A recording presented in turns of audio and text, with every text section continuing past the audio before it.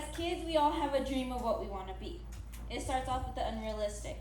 It starts off with the princesses, the dancers, the singers, some things that we don't become because it's not something you would go for. But then as we get older, we start to go for the more realistic. And then when it comes down to high school, that's when you come down to the real choice. That's when it comes down to lawyers, doctors, engineers, and teachers. And with that being said, me myself, since middle school, I knew I wanted to be a lawyer. I wanted to be a lawyer for family court to help broken families, because I come from one.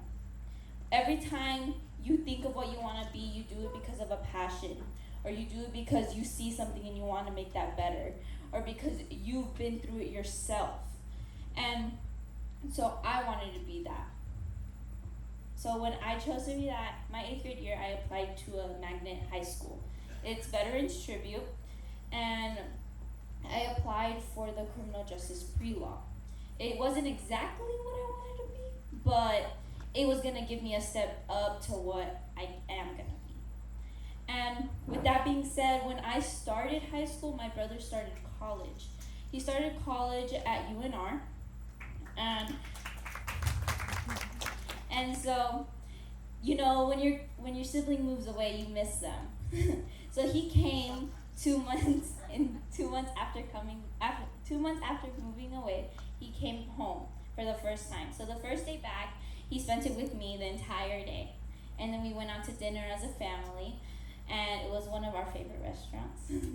and then he went out with his friends. Little did I know that night would have changed my life. It would have changed my perspective on what I wanted to be. Around 11 o'clock at night, my dad received a call from one of my brother's best friends.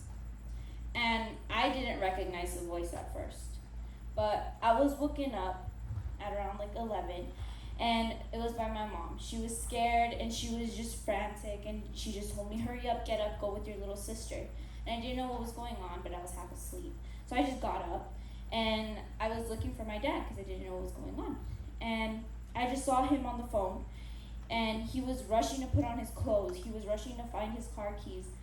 But from the phone, I heard 2 words: Eddie, which is my brother, and hospital.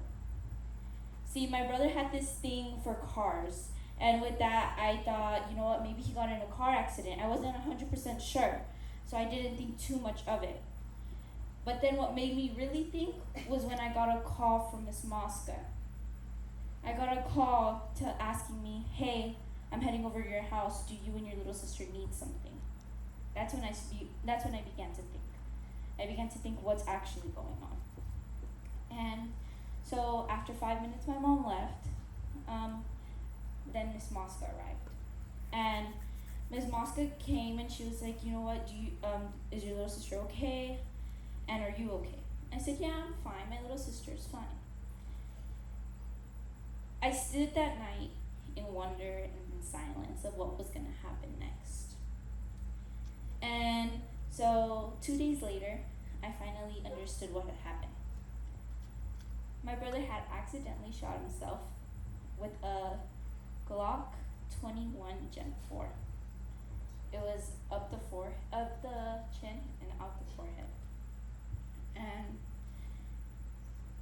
little did I know that one thing was gonna change my perspective on what I wanted to be.